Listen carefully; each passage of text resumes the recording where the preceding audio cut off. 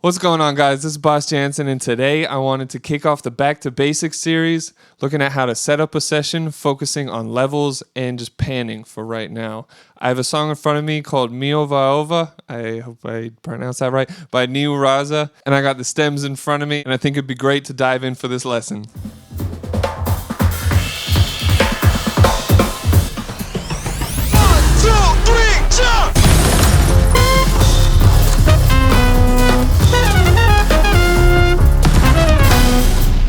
So as I said, this song is by Raza, our superstar from Madagascar, and I just wanted to talk about the first things we should look at setting up our session before we dive in head first and get lost in the sauce. So for this series, I'm actually going to be using Logic because I feel like our beginners are probably more likely to be in Logic than Pro Tools, but I should preface this by saying I'm not the smoothest with Logic, but I am open in the comments, so if anybody sees anything that I could have done smoother, drop it down in the comments and we can all learn about this stuff together to be nice and quick on this stuff. So if we check out the stems in front of me here, I got all my drums in red, different vocal effects and risers and whatnots. In orange here, our blue bass, our green guitar, pianos in pink, our background vocals in light blue, and then the lead vocals in yellow. Yes, there are a lot of stems here. What do we get to?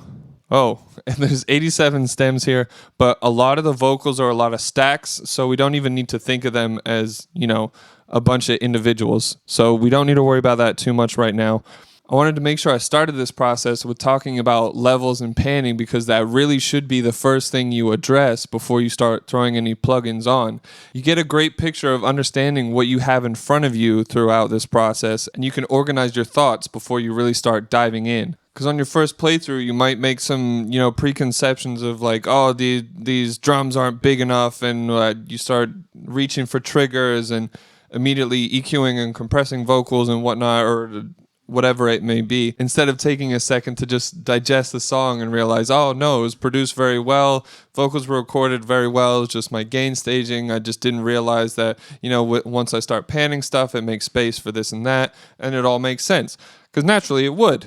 So let me start by just playing through the song and just kind of getting a quick balance of everything and making sure we're not, getting into the red on our output there and starting too hot. So let's take a look.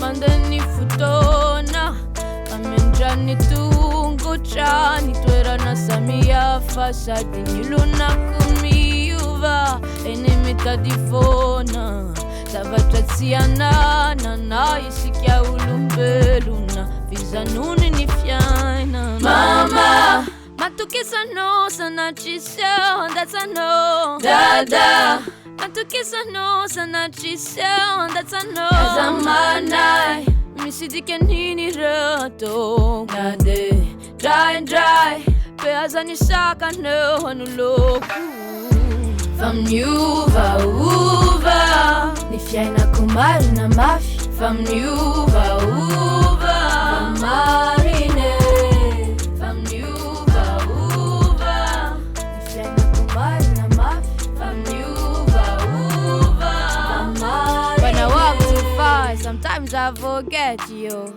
Not to get lost when I go too far. Sometimes.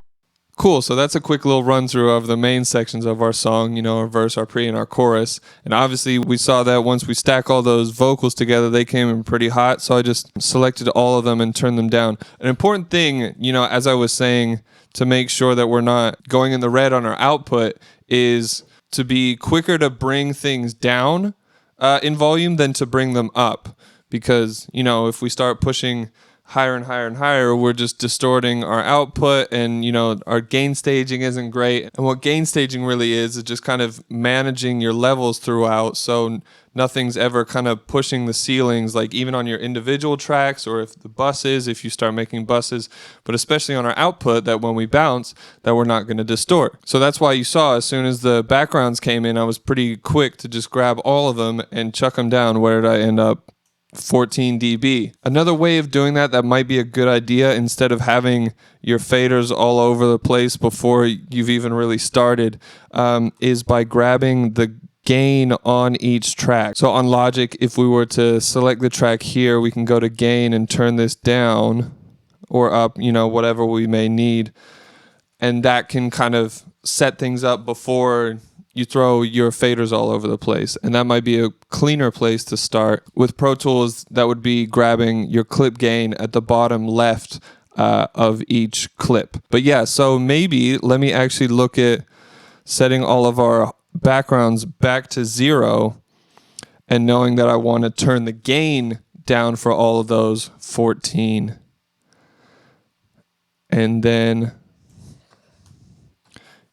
we have all of our faders more in a usable place.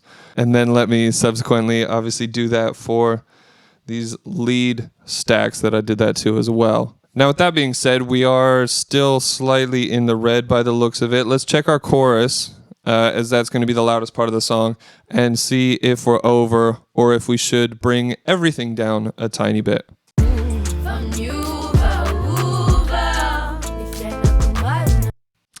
Yeah, I mean, we're not in the red, but we're still pretty hot. We don't have much wiggle room.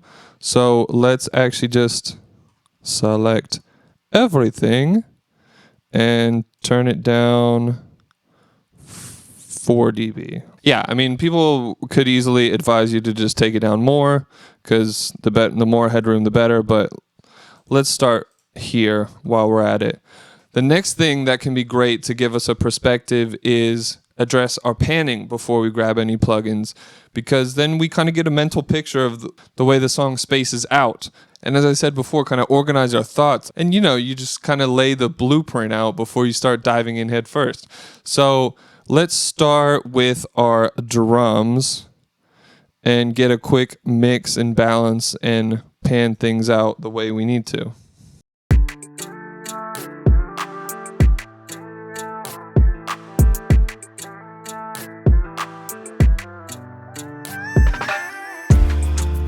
Mandani futona Kamenjani tungo chani Twera na samia fasadi Niluna kumiuva Enemita difona Savatatsiana Na isikia ulumbeluna Vizanuni nifyaina. Yeah, so with that, there's a lot of different accents and things going on between, our hi-hats and then our different percussion tracks and whatnot. So it's kind of really spreading those out to find a balance between left and right, but that you're obviously still getting a good spread going. The weirdest feeling in a mix is when something's kind of leaning one way. So first, that's obviously why I didn't touch the kick or the clap, because those are the center of our mix. And then the rest, I made sure it felt like there was enough on the left and enough on the right that one side was sticking out too much. And the next thing to check out would be to set the background vocals in somewhat of a place that we kind of understand balance in the stereo sense, as well as just the volume up and down. So we can easily do that by just chucking pairs of vocals, hard left, hard right, because as the song progresses, you'll start understanding, I need this to be slightly narrower, and then the chorus jumps out further, or whatever it may be. But just to get our basic picture, let's just keep it simple and spreading out pairs. So let's see what we have on this pre-chorus.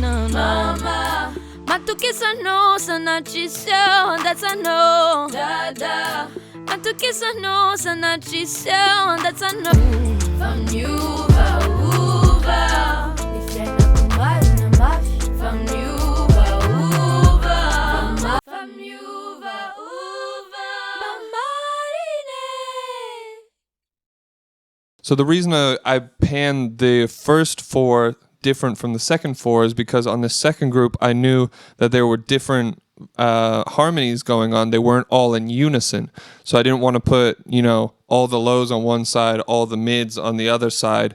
I wanted to put a low and a mid on each side. So again, we have that balance. And there being 3 vocals on this last part, they are actually the lead of that chorus. So I left 1 in the middle so we don't have a gap, and then push the other 2 to the other side. And with that, we have a great balance, and we know everything that's vaguely going on.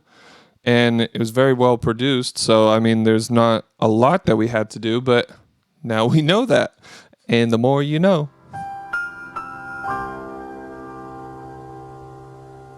That's really it to get our initial impression of the song. And next time we're going to look at EQ. So with that being said, please make sure you comment below if you have any questions. If anything was unclear, make sure you subscribe so you don't miss the next gems. And other than that, have fun mixing.